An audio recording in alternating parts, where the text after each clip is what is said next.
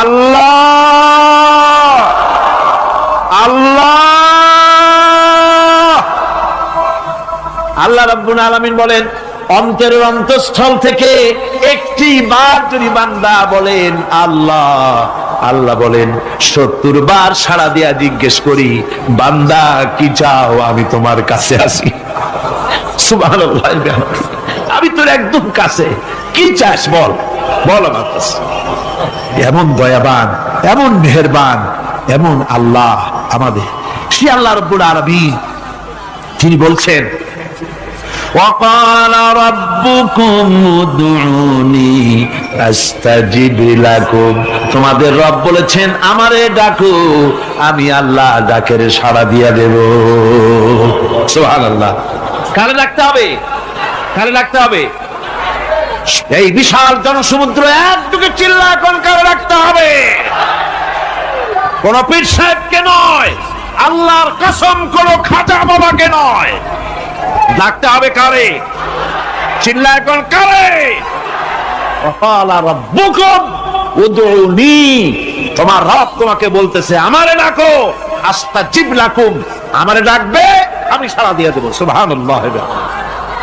আল্লাহকে ডাকেন, কি চাই আপনার বলেন, কি চাই?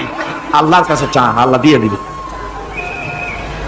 দেওয়ার জায়গা আল্লাহর কাছে চাইবেন, আল্লাহ দিবেন।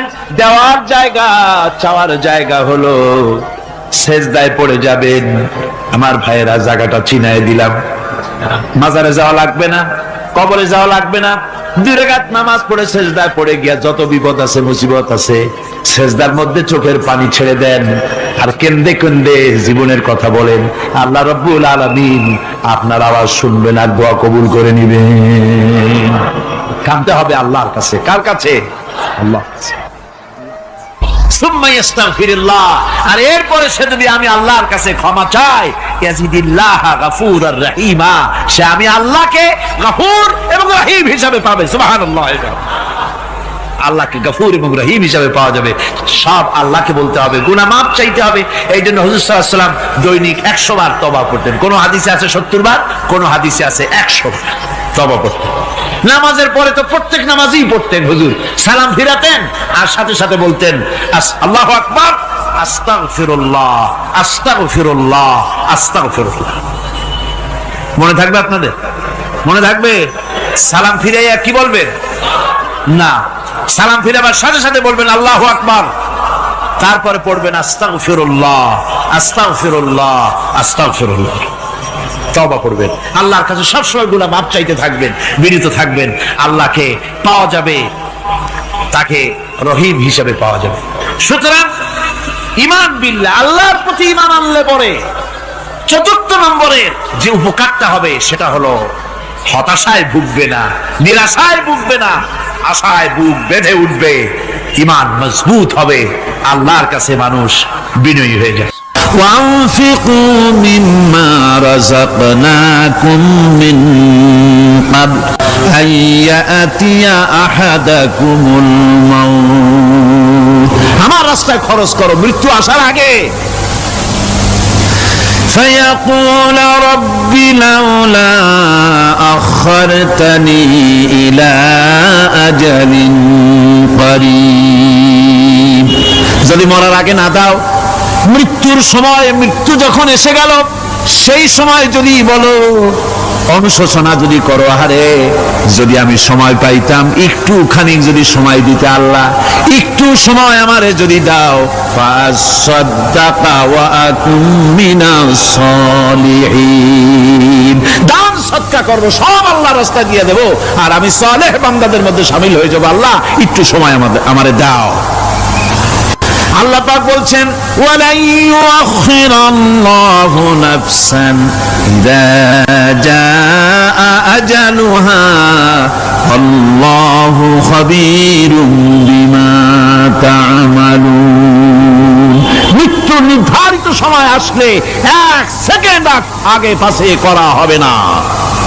সুতরাং মৃত্যুর আগে খরচ করো। আল্লাহ রাব্বুল আলামিন কোরআন শরীফের ভিতরে বলেছেন লাশ-শামসু ইয়ামবাগি লাহা আন তুদরিকাল কামারা ওয়ালাল লাইলু সাবিকুন নাহার ওয়া কুল্লুন ফি ফালাকি ইয়াসবাহুন। প্রবল জ্ঞানী হইবে যাহারা, আপন মনেতে বুঝিবে তাহারা, রাত্রি পারে না আগে যাইবার, দিনের স্থান করি অধিকার।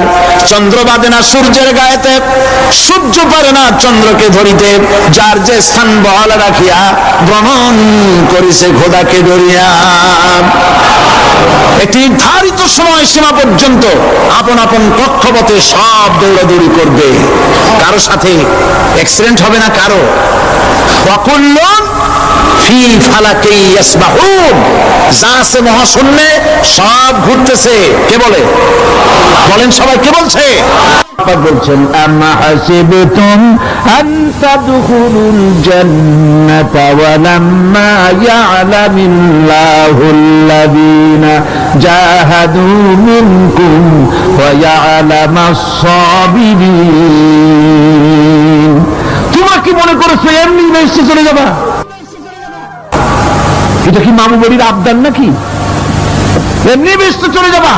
অথচ আল্লাহ রাব্বুল আলামিন এখনো দেখেন নেননি যে তোমাদের মধ্যে কারা জিহাদ করতে প্রস্তুত, কারা তোমাদের মধ্যে জিহাদ করে জান দেওয়ার জন্য প্রস্তুত, আর কারা ধৈর্যধারী, এটা তো আল্লাহ এখনো দেখে নেন নাই। সুতরাং হক এবং বাতিলের সংগ্রামে লিপ্ত হতে হবে।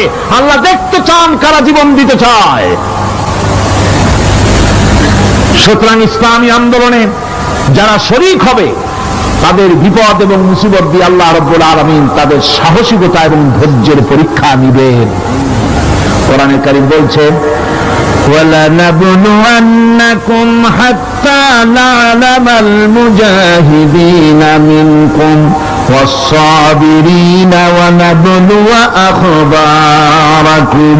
অবশ্যই আমি তোমাদেরকে পরীক্ষার সম্মুখীন করব, আর তোমাদের মধ্যে সত্যিকার মুজাহিদ, দৃঢ়তা অবলম্বনকারী কারা আমি তা দেখব। এটা যেন আমি দেখে নিতে পারি, সেই জন্য আমি বিপদ এবং মুসিবতের মধ্যে তোমাদের ফেলব। ধৈর্যধারীদের উপরে আমার রহমত অবশ্যই থাকবে। সবর এমন এক সম্পদ যা ধারণ করলে পরে আল্লাহ রাব্বুল আলামিন রাষ্ট্রীয় ক্ষমতা দান করে দেন। কোন সুবহানাল্লাহ, জোরে কোন সুবহানাল্লাহ। ধৈর্য ধারণ করলে আল্লাহ রাষ্ট্রের মতো বিরাট নিয়ামত আল্লাহ হাতে তুলে দিবেন। তার প্রমাণ কোরআন শরীফ আল্লাহ বলছেন, বনী ইসরাঈলরা মিশর থেকে যখন বহিষ্কার হয়ে গেল, তাদের যখন পা রাখার কোনো জায়গা থাকলো না, বনী ইসরাঈলরা মিশর থেকে যখন বহিষ্কার হয়ে গেল, এরপরে আল্লাহ পাক তারা যখন ধৈর্য অবলম্বন করলো, আল্লাহ পাক তাদের ব্যাপারে বলছেন ওয়া আওরাসনাল কওমাল্লাযীনা কানু ইসতাদআফুনা মাশারিকাল আরদি ওয়া মাগারিবাহা আল্লাতী বারাকনা ফিহা। আর তাদের স্থলে আমি নির্যাতিত লোকদেরকে প্রতিষ্ঠিত করলাম। পশ্চিম এবং উত্তরের তাদেরকে আমি পশ্চিম এবং পশ্চিম এবং পূর্বের উত্তরাধিকারী তাদেরকে বানায় দিলাম। বিরাট এলাকা তাদের হাতে আমি তুলে দিলাম। ওয়া তাম্মাত কালিমাতু রাব্বিকাল হুসনা আলা বানি ইসরাঈলা বিমা সাবারু। আর এভাবে করে আল্লাহ পাক তার কথাকে পূর্ণ করলেন বনী ইসরাঈলদের উপরে সবর এখতিয়ার করার জন্য। ধৈর্য ধরার কারণে আল্লাহ পাক রাষ্ট্রের মালিক তাদের বানায় দিলেন। যেরকম সুবহানাল্লাহ। সবর যদি করা হয়, কেউ যুদ্ধ যদি বাদে যদি জাহাজ শুরু হয়ে যায়, আল্লাহ পাক বলেছেন ফেরেশতা দিয়ে সাহায্য করবে। যদি সবর থাকে, তোমাদের সবর থাকলে আল্লাহ কি দিয়ে সাহায্য করবেন? ফেরেশতা। কোরআনে কারীম বলছি বালা ইন তাসবিরু ওয়া তাত্তাকু ওয়া ইয়াতুকুম মিন ফাওরিহিম হাদা ইউমদিদকুম রাব্বুকুম বিখামসাতি আলাফিন মিনাল মালাইকাতি মুসাওমিমিন। হ্যাঁ, তোমরা যদি ধৈর্য অবলম্বন করো আর আল্লাহকে ভয় করে চলো, তাহলে এক্ষুনি আল্লাহ রাব্বুল আলামিন তোমাদের জন্য কাতারে কাতারে শৃঙ্খলাবদ্ধ ৫,০০০ ফেরেশতা দিয়ে তোমাদেরকে সাহায্য করবেন। সুবহানাল্লাহ, তোমাদেরকে ফেরেশতা দিয়ে সাহায্য করা হবে। তোমরা যদি সবর ইখতিয়ার করো তাহলে সংখ্যা যদি কম হয় বেশি সংখ্যার উপরে জয়ী করে দেব। ইয়াকুম মিনকুম 20 সাবিরুনা ইয়াগলিবু মিয়াতাইন, যদি তোমাদের ভিতরে ধৈর্যশীল 20 জন হয় আমি 200 কাফেরের বিরুদ্ধে তোমাদেরকে জয়ী করে দেবো। সুবহানাল্লাহ। তোমরা যদি হও ধৈর্যশীল 20 জন 200 কাফেরের উপরে তোমরা জয়যুক্ত হয়ে যাবে। আর বিপদ আর মুসিবতে যারা ধৈর্য ধরে তাদের জন্য আল্লাহর পক্ষ থেকে সুসংবাদ। সুসংবাদ কাদের জন্য? ধৈর্যধারীদের জন্য। কোরআনে কারীম বলছে ওয়াবাশশিরিস সাবিরিন আল্লাযীনা ইযা আসাবাতহুম মুসিবাতুন ক্বালু ইন্না লিল্লাহি ওয়া ইন্না ইলাইহি রাজিউন। সুসংবাদ সেই সব ধৈর্যশালীদের জন্য যারা নাকি বিপদ এবং মুসিবতে আসলে যারা বলে, কি বলে? পড়েন আমার সাথে, ইন্না লিল্লাহি ওয়া ইন্না ইলাইহি রাজিউন। এটা শুধু আমাদের লোকেরা কেউ বললে পড়ে, এরা শুধু মরার সময় নয়, বরং যে কোনো বিপদ আর মুসিবত এলে মুমিন বান্দা যারা তারা কি করবে? ইন্না লিল্লাহি ওয়া ইন্না ইলাইহি রাজিউন। নিশ্চয়ই নিশ্চয়ই আমরা আল্লাহর জন্য এবং আমাদের সকলকেই আল্লাহর কাছে ফিরে যেতে হবে, প্রত্যাবর্তিত হতে হবে। সবরকারীদের জন্য রয়েছে জান্নাতের সুউচ্চ সম্মানের জায়গা। জান্নাতে সবচেয়ে সম্মানজনক জায়গা আল্লাহ রাব্বুল আলামিন ধৈর্যশালীদেরকে দান করবেন। কোরআনে কারীম বলছেন উলাইকা ইউজজাউনাল গুরফাতা বিমা সাবারু ওয়া ইউলাক্কাউনা ফিহা তাহিয়াতাও ওয়া সালামা। এরা হলো সেই সব লোক যাদেরকে প্রদান করা হবে বেহেশতের সুউচ্চ মঞ্জিল। কারণ